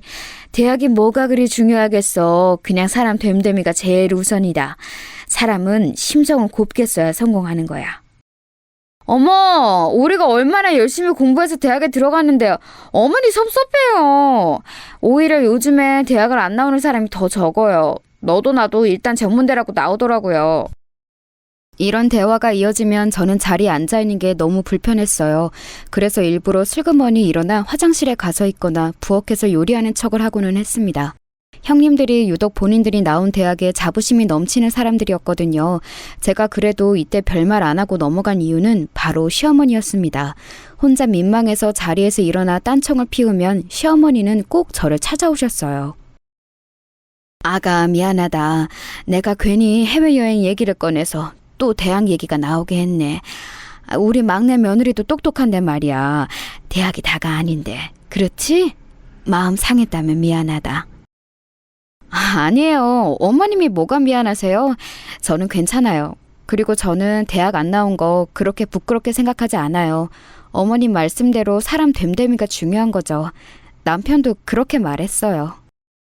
항상 생각하는 건데 내가 우리 막내한테 지원을 제일 적게 해줬거든. 아무래도 형들한테 먼저 투자하느라. 그런데 제일 여자 보는 눈은 좋은 것 같아. 아무튼 다음부터는 내가 더 말 조심하마. 아유, 어머님, 저는 그냥 이런 순간만 참으면 되니까 진짜 신경 쓰지 마세요. 괜찮아요. 어머님이 오히려 이렇게 말씀해 주시니까 저는 감사해요. 제가 기가 센 형님들에게 위축되는 상황이 발생하면 시어머니는 늘 저를 감싸주셨어요. 남편이 저에게 잘하는 것은 당연했고요. 그래서 신혼 때는 그렇게 스트레스가 크지 않았답니다. 본격적으로 제가 스트레스를 받기 시작한 것은 바로 임신하면서 시작했어요. 동서 임신했다며? 나랑 둘째 동서는 아기 가지는 게 그렇게 힘들었는데 동서는 한 번에 자연으로 임신이 됐다며? 부럽다. 진짜 아무 생각 없이 살아야 그렇게 되나 봐. 형님은 초기에 유산했고 나는 아예 안 생겨서 인공수정을 시도했잖아. 그런데 동서는 어떻게 그렇게 바로 생기지? 신기하다. 혹시 모르니까 동서도 몸 조심은 해. 네, 병원에서 제가 난소가 좋다고 하더라고요. 남편 나이도 젊고 그래서 운이 좋았나 봐요. 별일만 없으면 큰 문제 없이 출산할 수 있을 거래요. 지금 그러면 동서는 나랑 내 남편이 임신이 어려웠던 이유가 늙어서 그랬다는 거야? 말을 왜 그렇게 하는 거야? 지금 누구 놀려? 그러니까 내 말이. 아, 그래. 우리는 동서보다 늙어서 난소 안 좋아. 동서는 어려서 좋겠다? 우리도 만약 대학에서 죽어라 공부 안 했으면 빨리 아기 가질 수 있었을걸? 네? 그런 뜻이 아니에요. 오해하신 것 같은데 저는 그냥 의사 선생님이 말씀하신 대로 말한 거예요. 기분 나쁘셨으면 죄송해요. 형님들은 제가 한 번에 임신에 성공했던 게 그렇게 안 이꾸었나 봐요. 전혀 그런 뜻으로 말한 것이 아닌데 저에게 유난히 공격적으로 대하곤 했습니다. 이런 현상은 아기를 낳고 시간이 흐르며 아이가 자라면서 더 심해졌어요.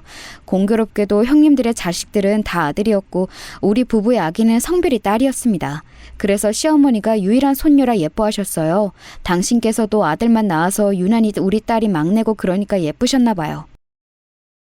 어머, 우리 지우는 벌써 걸어?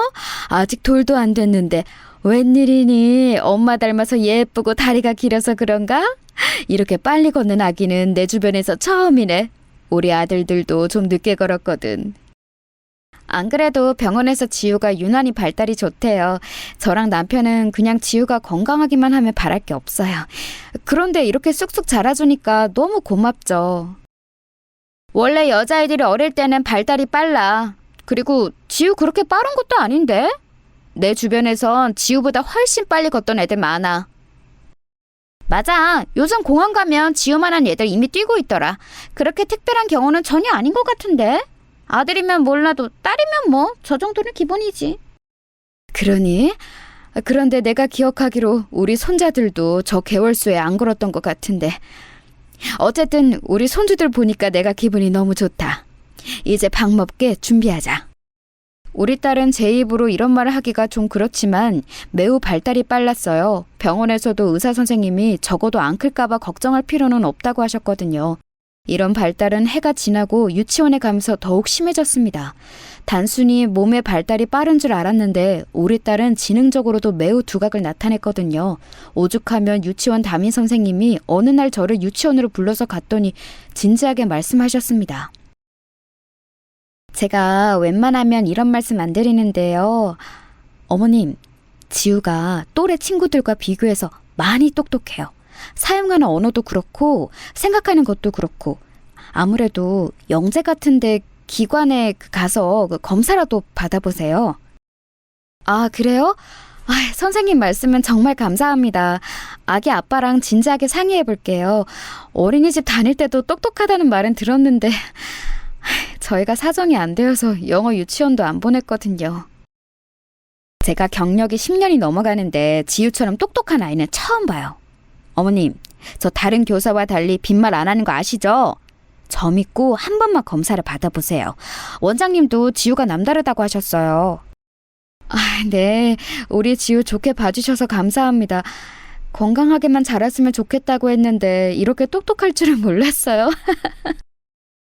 딸은 유치원에서 진지하게 선생님이 영재 검사를 받아보라고 권할 정도로 똑똑했어요.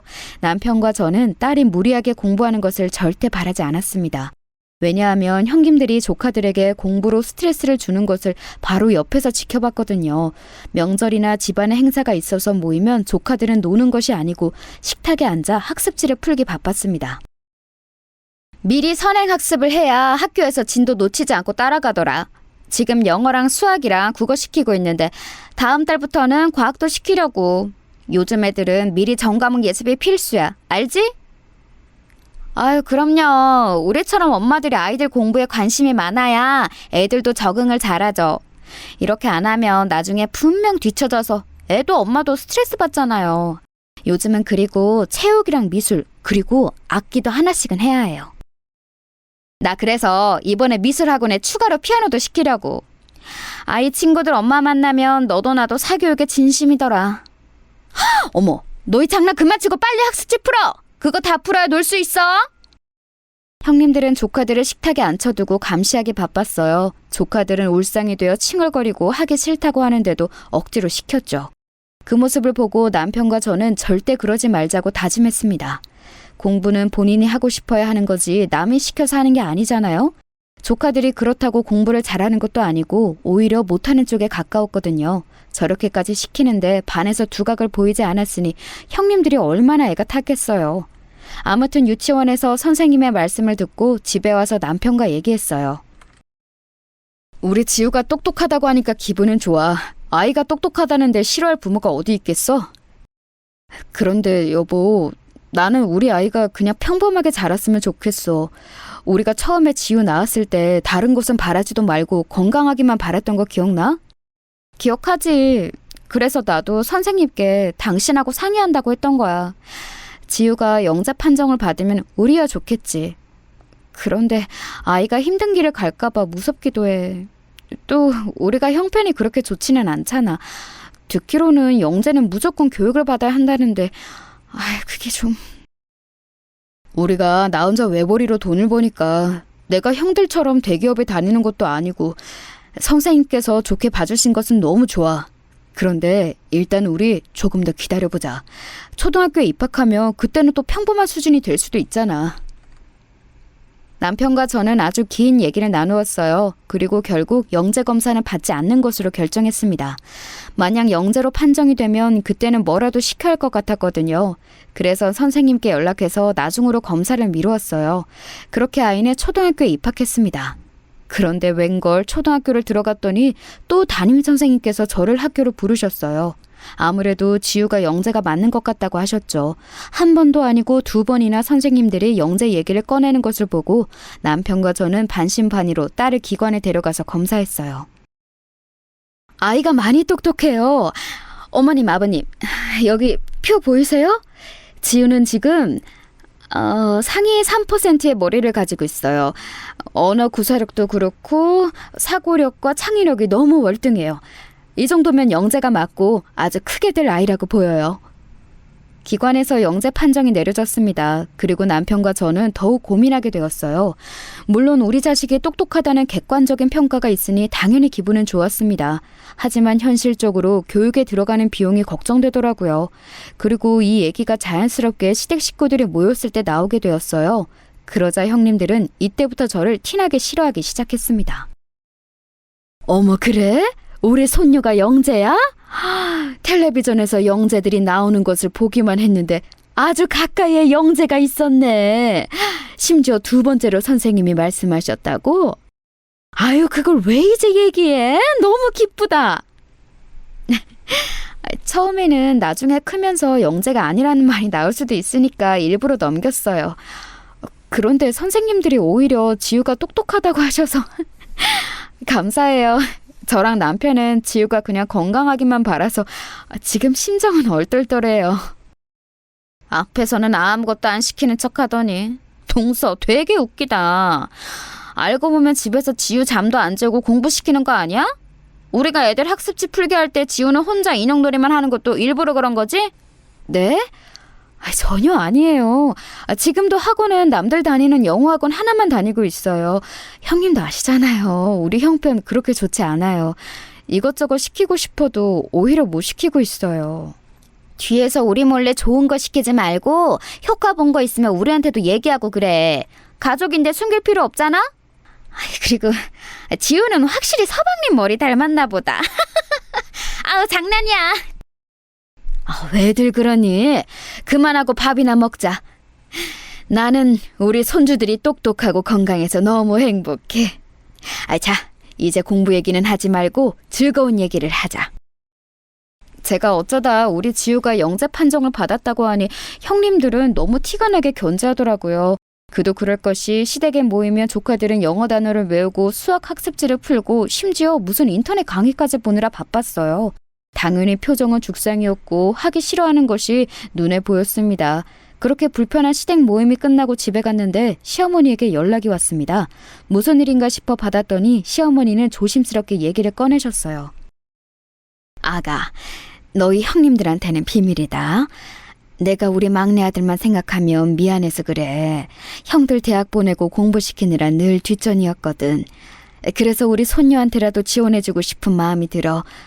지우 학원비 때문에 걱정이지? 내가 다 내줄게. 그러니까 지우 공부시켜라. 네? 어머님 진심이세요? 그러면 저랑 남편은 너무 감사하죠. 그런데 이렇게 그냥 받아도 될까요?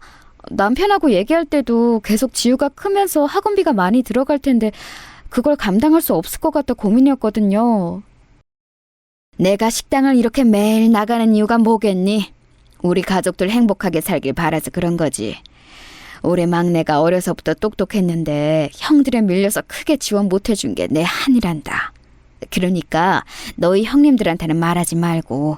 알겠지? 어머님 감사합니다. 진짜 이 은혜 절대 잊지 않을게요. 남편하고 얘기하고 다시 연락드릴게요. 너무 감사해요. 어머님은 당신께서 모든 학원비를 내주신다고 하셨어요. 현실적으로 비용이 만만치 않아 남편의 외벌이로는 감당이 어려워서 대출까지 생각하고 있었거든요. 그런데 이렇게 선뜻 먼저 내주신다고 하니까 너무 감사했습니다. 남편에게 어머님이 사교육비를 내주신다고 했다고 하니까 남편도 매우 좋아했어요. 덕분에 딸은 영재들만 다니는 학원에 다니게 되었습니다. 그리고 저는 어머님께 받기만 하는 것이 너무 죄송하더라고요. 평소에도 워낙 잘해주셨는데 이렇게 비용을 지원해주시니 감사하고 죄송했어요. 그래서 어머님 가게에 나가 일손을 돕기 시작했습니다. 아유, 이렇게 안 해줘도 돼. 집에서 편하게 있지. 왜 굳이 나와서 힘들게 그러니? 내가 이런 거 바라고 지원해주는 거 아니잖아. 응? 아가, 집으로 가라. 어머님은 집에서도 며느리들 일하는 거 마음이 안 좋다고 하시고 이렇게 도우러 와도 안 좋다고 하시고 그럼 저는 심심해서 어떡해요? 하나도 힘들지 않아요. 오히려 저는 어머님하고 가까워져서 좋아요. 남의 집 귀한 딸들 힘들게 하는 거 내가 마음이 안 좋아서 그래. 나야 평생을 일하며 살았으니 괜찮지만 굳이 이렇게 안 도와줘서 우리 막내 며느리 마음씨 좋은 건 나도 알아. 어머님, 저도 어머님 돕고 싶어서 그러는 거예요. 손님 몇 분이세요? 3명이요? 3명이시면 이리로 와주세요. 어머님, 저 주문 받으러 갈게요. 바쁘다 바빠. 어머님은 실제로 며느리들에게 웬만하면 일을 시키지 않으셨어요. 집으로 모여도 당신이 다 알아서 하셨고 식당에는 오는 것도 마다하셨습니다. 형님들은 그래서 어머님 가게에 왔던 것도 손가락으로 꼽을 정도로 적다고 했어요. 그런데 저는 그러질 못하겠더라고요. 결혼할 때 집도 한 채씩 해주시고 명절이나 행사 때도 어머님이 거의 혼자 모든 음식을 다 하셨어요. 그뿐만이 아니고 손주들을 워낙 예뻐하셔서 올 때마다 용돈도 두둑하게 주셨죠. 아이를 낳을 때마다 모든 며느리에게 아들들 몰래 용돈을 주셨고 당신 아들들보다 며느리들을 더 챙기셨어요. 특히 엄마 없이 자란 저에게 시어머니는 시어머니가 아니고 이제 친정엄마나 다름없었습니다. 이걸로 백화점 가서 옷도 사 입고 그래, 응? 이렇게 가게 일까지 도와줘서 고마워서 주는 거니까 사양하지 말고 받아. 여기, 자, 이제 빨리 집에 가라. 어머님 안 돼요. 안 그래도 지우 학원비도 다 내주시면서 이렇게 저까지 어떻게 돈을 받아요? 저도 이런 거 바라고 돕는 거 아니니까 다시 가져가세요. 이러면 저 집 안 나와요? 아이고, 내가 주고 싶어서 그래. 내가 딸이 없어서 이제 지영이 너는 그냥 내 딸이야. 엄마가 딸한테 용돈도 못 주니? 섭섭하다. 제가 더 섭섭해요. 어머님 저번 주에도 형님들한테 용돈 주셨죠? 우리 며느리들 그만 챙기고 어머님이야말로 옷을 사 입으세요. 이왕 말 나온 김에 저랑 같이 쇼핑 가요. 항상 며느리들을 챙기게 바쁘셨던 시어머니는 막상 본인은 별로 욕심이 없으셨어요. 그래서 제가 시어머니를 모시고 백화점에 갔더니 너무 좋아하시더라고요. 우리 막내 며느리 덕분에 내가 이런 호강도 하네. 나는 항상 길거리를 걷다 보면 엄마랑 딸이 팔짱 끼고 돌아다니는 게 그렇게 부럽더라고. 그런데 지영이 너랑 다니니까 이제 그런 딸 가진 엄마들이 안 부러워. 저랑 이제 좋은 곳 많이 다녀요. 이왕 말 나온 김에 이번 명절은 제주도로 같이 여행 가는 거 어떠세요? 어머님 바람도 쐴 겸 같이 가요. 제주도? 그러고 보니 나 제주도를 한 번도 안 가봤어. 나야 같이 가면 너무 좋지. 그런데 너희 형님들은 싫어할 수도 있으니까 반응 보고 결정하자. 형님들이 바쁘다고 하거나 싫은 티를 내면 우리 가족하고 가면 되는 거죠. 저는 어머님 모시고 가는 거 절대 힘들지 않아요. 저는 시어머니의 가게에 가서 일을 도우며 훨씬 가까워졌어요. 그래서 어머님을 모시고 여행을 갈 생각도 했죠. 그런데 문제는 형님들의 반응이었어요. 제가 어머님과 가까워질수록 형님들과 사이가 멀어졌습니다. 제주도 얘기를 꺼내자 형님들은 저를 따로 불러내서 말씀하셨어요. 동서, 우리가 참고 참았는데 더는 못 참을 것 같아서 말할게. 동서가 생각해도 너무하지 않아? 그렇게 혼자 어머님 가게 일 돕는 것까진 알겠는데 여행은 뭐야? 도대체 왜 그러는 거야? 저는 어머님이 워낙 며느리들에게 잘해주시잖아요. 그래서 너무 감사한 마음에 그런 거였어요. 그리고 혹시 몰라서 말하자면 형님들은 가게 안 나오셔도 돼요. 어머님도 저 나오는 거 원하지 않으시거든요. 원하지 않는데 왜 굳이 나가? 나는 동서가 이해가 안 돼. 그리고 요즘은 결혼하면 다 이 정도 지원은 기본이야. 우리 어머님이 특별히 잘해주는 게 아니라니까? 왜 혼자 나서서 그렇게 오바를 떨어? 내가 이런 말까지 안 하려고 했는데 친정엄마가 없어서 그래? 네? 형님, 무슨 말씀을 그렇게 심하게 하세요? 제가 아무리 엄마가 없어도 그거랑 이거랑 무슨 상관인지 모르겠어요. 그리고 여행 가기 싫으시면 안 가시면 되잖아요. 제가 대신 효도하겠다는데 왜 형님들이 그렇게 기분 나빠하시는지 모르겠어요. 지금 딸 공부 잘한다고 기세 등등해서 그러는 거야? 영재가 뭐 그렇게 특별한 줄 알아? 그거 중학교 가면 말짱 도루묵 되는 경우 한두 번이게? 동서 지금 딸 때문에 콧대 높아서 아무것도 안 보이나 본데 행동 똑바로 해. 네? 여기서 갑자기 우리 지우 얘기가 왜 나와요? 그리고 저랑 남편은 지우가 영재가 더 아니라고 해도 아무 상관이 없어요. 저야말로 형님들처럼 아이한테 스트레스 주면서 공부시키고 싶지 않은데요? 뭐? 참나. 형님, 얘 말하는 거 봐요. 진짜 위아래도 없나? 이래서 고절은 안 된다니까요. 수준이 맞아야 대화를 하지. 격 떨어져. 형님들도 수준이 높은 대화를 하는 건 아니던데요? 저도 참을 만큼 참았어요. 저한테 뭐라 하시는 거야? 제가 참으면 되는데 왜 자꾸 어머님하고 딸 얘기를 꺼내서 논점을 흐리는지 모르겠어요. 조용히 해. 가진 것도 없고 공부도 못하면서 뭐가 그래 잘났다고 난리야? 됐어. 그래, 제주도는 동서 부부가 알아서 모시고 다녀와. 형님들과 대화하며 그동안 참았던 게 확 터졌어요. 그리고 결국 제주도는 우리 부부가 모시고 다녀오게 되었습니다. 시어머니에겐 그냥 형님들과 아주버님들이 워낙 바빠서 어쩔 수가 없다고 둘러댔어요. 시어머니는 처음 가는 제주도에 상당히 기분이 좋아 보이셨습니다. 바다색이 어쩜 이렇게 맑고 깨끗하지? 나중에 시간 되면 첫째랑 둘째 가족들도 데리고 오자. 이번에는 시기가 안 맞아서 어쩔 수 없었지만 말이야. 그나저나 돌아갈 때 우리 며느리들 선물을 사가야겠어. 애들 돌보느라 바빠서 여행도 못 가잖니. 심지어 시어머니는 형님들에게 선물을 사서 가셨어요. 이렇게 며느리들을 위하는 시어머니가 어디 있겠어요? 형님들은 요즘은 기본으로 시댁에서 다 해준다고 하던데 아무리 제 주변을 둘러봐도 이런 시어머니는 없었어요. 그리고 남들도 그렇게 한다고 받는 것을 당연하게 여기면 안 되잖아요. 그래서 저는 이렇게 제가 시어머니를 모시고 다니는 게 불만이었던 적이 한 번도 없었습니다. 그러다 사건이 터지게 되었어요. 시어머니가 어느 날 심각하게 온 가족을 다 부르고 가족회의를 해야 한다고 하셨습니다. 내가 이번에 건강검진을 했는데 초기 치매라고 하더라. 어쩐지 얼마 전부터 정신이 오락가락하고 몸이 말을 듣지 않더니 지금은 멀쩡하지만 나도 모르게 정신이 팔려서 환청이 들리기도 하고 헛소리를 하기도 해. 그래서 가게도 접어야 할 것 같고 무엇보다 혼자 사는 것은 무리 같다. 엄마가 치매 판정을 받았어요? 그래도 초기에 발견해서 다행이에요. 모시는 문제는 아들들끼리 상의하고 결정할게요. 엄마는 아무 걱정하지 마세요. 맞아요. 엄마가 혼자 우리 아들 3명 키우고 지금도 손주들 뒷바라지하느라 그동안 너무 고생하셨어요. 이제 우리가 갚을 차례예요. 어머님은 당신께서 치매 판정을 받았다고 하셨어요. 사실 시어머니가 제주도를 다녀온 이후로 자꾸 이상 행동을 하시곤 하셨거든요. 자꾸 했던 말을 까먹으시고 정신을 제대로 차리지 못하는 모습이 종종 보였습니다.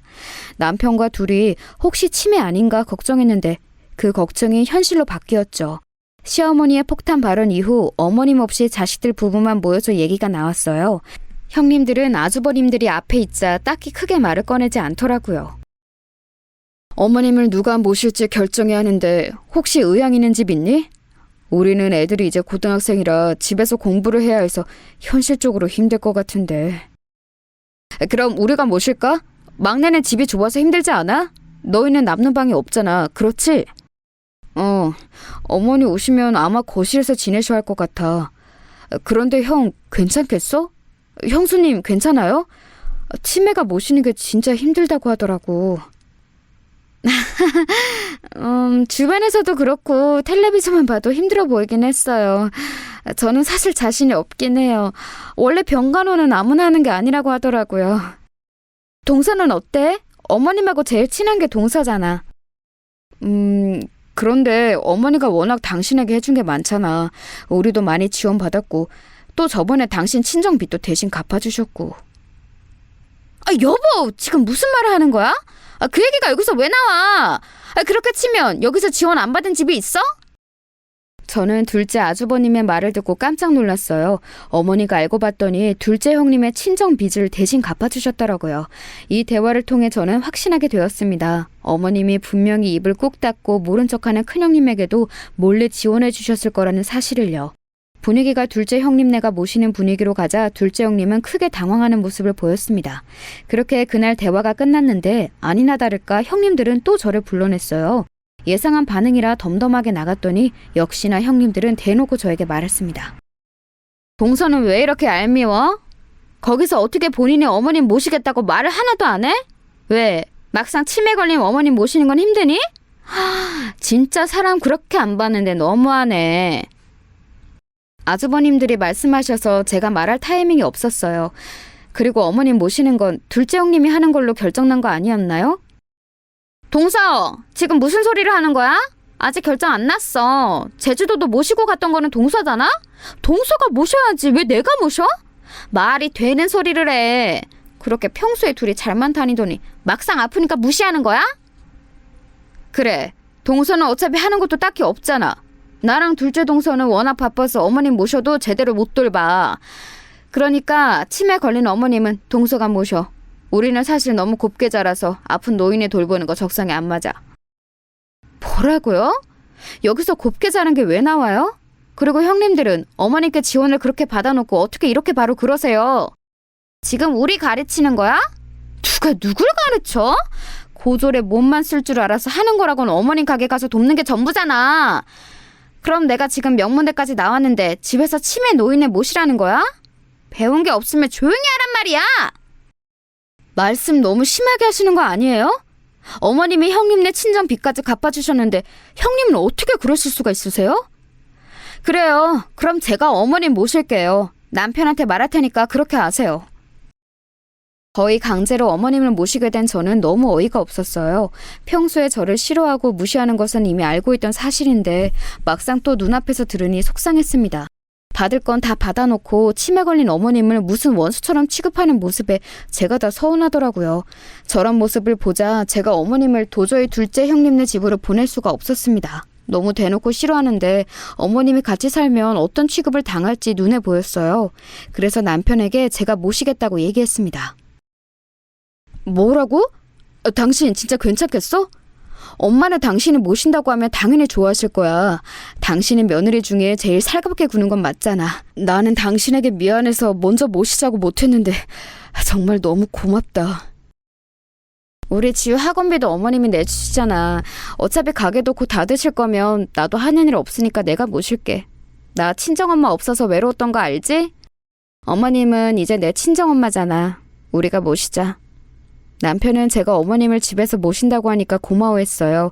그런 모습에 저도 내심 뿌듯했습니다. 물론 치매 노인을 집에서 모시는 게 얼마나 힘든지는 저도 알고 있던 사실이에요. 그래서 어머님을 본격적으로 집으로 데려오기 전에 주변에 수소문해서 대비하기 시작했죠. 이왕 모시는 거 제대로 하고 싶었어요. 그리고 드디어 어머님이 우리 집으로 오는 날이 되었습니다.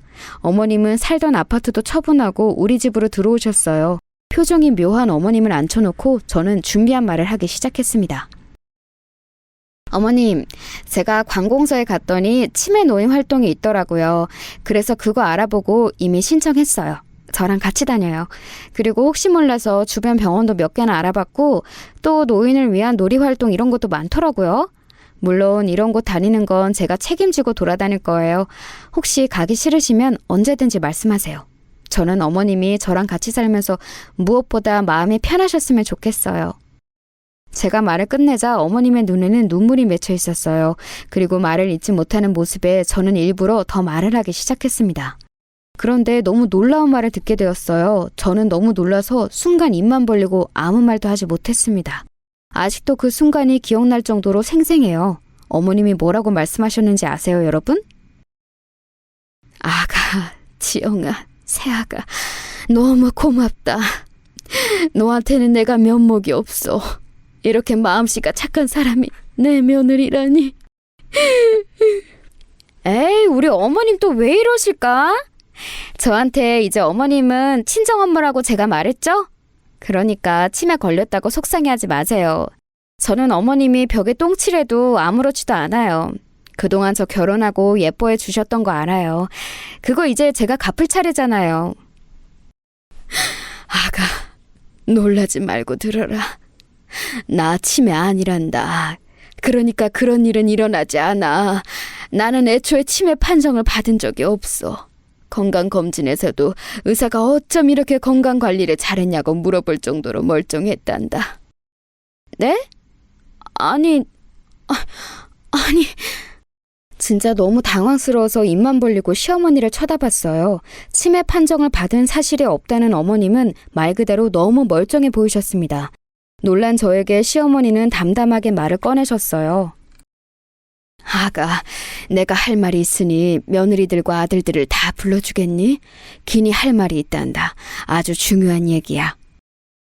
어머님의 말씀에 저는 남편에게 연락해서 아주버님들과 형님들을 그날 밤 우리 집으로 다 불러들였어요.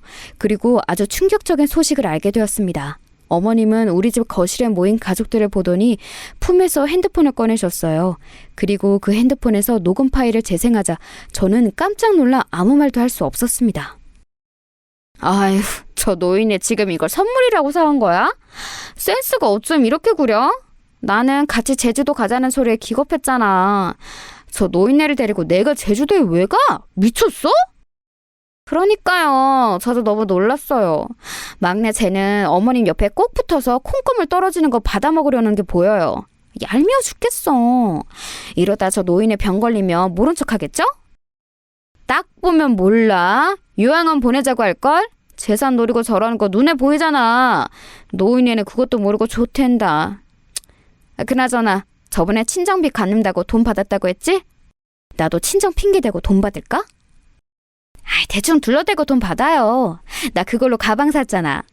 노인네 앞에서 눈물 조금 보이면 또 사람 좋은 척 열심히 하면서 돈 줄걸요? 우리야 뭐 물줄을 생각하면 되니까 좋지.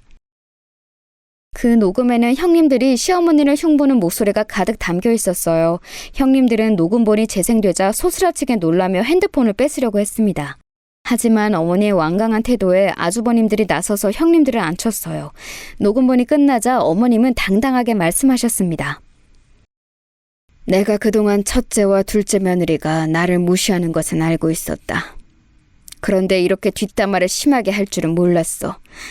그것도 내 집에서 내가 준 선물을 받고. 너희가 인간이냐? 그동안 친정 핑계로 나한테 돈 받아간 거 다 돌려내. 아들들 몰래 줬던 용돈도 다 내놔. 착한 막내 며느리가 날 버린다고? 오히려 치매 걸렸다고 동네방네 알아보고 다녔더라. 내가 살던 집 팔고 남은 재산은 모조리 다 막내 부부에게 줄 거니까 그렇게 알아. 첫째, 둘째 너희는 너희 마누라들이 이러고 다니는 거 알고 있었냐? 전혀 몰랐어요, 엄마. 너무 죄송해요. 저는 제 아내가 저럴 줄은 꿈에도 모르고 있었어요. 당신 제정신이야? 우리 엄마한테 어떻게 이럴 수가 있어? 친정 빚은 핑계였던 거야? 어떻게 사람이 눈 하나 깜빡 안 하고 이래? 나 당신하고 도저히 못 살아. 이혼하자. 난 그것도 모르고 열심히 일해서 당신한테 돈 가져다 주고 있던 거야? 시어머니의 말씀이 끝나자 아주버님들은 크게 화를 내기 시작했어요. 특히 둘째 아주버님은 배신감에 얼굴이 새빨개진 채로 이혼하자고 하셨죠. 형님들은 변명이 통하지 않을 것을 눈치챘는지 무릎을 꿇고 빌기 시작했습니다. 어머니, 제가 죄송해요. 저 잠시 미쳤었나 봐요. 어머님이 그동안 저한테 어떻게 해주셨는지 알아요. 한 번만 용서해 주세요. 제발요, 어머님. 제발요. 여보, 어머님, 저도 죄송해요. 저 말은 다 진심이 아니었어요. 제가 어머니께 어떻게 그러겠어요. 한 번만 봐주세요. 시끄럽다. 너희는 나도 나지만 우리 막내 며느리도 매번 무시했잖니. 너희가 그렇게 무시하는 막내가 오히려 나를 제일 잘 챙겨. 나는 이제 너희 얼굴도 보기 싫으니 그렇게 알아라. 이날 이후 시어머니는 실제로 형님들이 찾아오면 문도 열어주지 않으셨어요. 목소리도 듣기 싫다고 전화도 안 받으셨죠. 어머님이 집을 팔고 얻은 돈과 우리 집을 팔고 남은 돈을 합쳐 우리는 고급 아파트로 이사했어요. 시어머니는 굳이 안 모셔도 된다고 했지만 이미 저한테 친정엄마 같은 시어머니를 어떻게 외면하겠어요? 저는 실제로 우리 어머니가 치매에 걸리셔도 괜찮거든요. 그래서 지금은 시어머니를 제가 모시고 살고 있답니다. 둘째 아주버님은 이혼 소송을 진행 중이고 첫째 아주버님은 별거에 들어가셨어요. 시어머니가 며느리들에게 얼마나 잘해줬는지 수면 위로 드러나니 아주버님들은 시어머니에게 빌고 난리가 아니었답니다. 본인들 아내가 이럴 줄은 몰랐던 거죠. 아가, 내가 네가 좋아하는 된장찌개 끓였어. 빨리 와서 먹어봐. 제육도 먹고 싶다길래 그것도 했다. 또 먹고 싶은 거 없니? 언제든지 말해. 이렇게 자꾸 저한테 잘해주니까 제가 어머니 옆에 껌딱지처럼 들러붙어 있죠. 우리 밥 먹고 산책 가요. 어머님, 다음 주에는 식당 문 닫고 여행 가기로 한 거 잊지 않으셨죠? 내가 그걸 어떻게 잊니? 벌써 친구들한테 딸하고 놀러 간다고 자랑도 했어. 아가, 항상 고맙다. 우리 평생 행복하게 살자. 시어머니와 저는 지금 둘도 없는 친구처럼 행복하게 지내고 있어요. 아마 앞으로도 우리끼리 행복하게 잘 살 것 같습니다. 남편도 제가 시어머니랑 친하게 지내니까 오히려 우리 친정 아빠한테 본인이 더 잘하더라고요. 이렇게 잘 지내는 것을 보고 우리 언니도 얼마나 뿌듯해하는지 몰라요. 여기까지가 제가 준비한 사연인데 재밌게 들으셨나요? 저 사건 이후로 더욱 돈독해진 우리 시어머니와 저는 다음 주에는 여행을 둘이 가기로 했어요. 이제 슬슬 짐을 챙겨야겠습니다. 여러분, 제 사연 들어주셔서 감사합니다. 그럼 이만 마치겠습니다.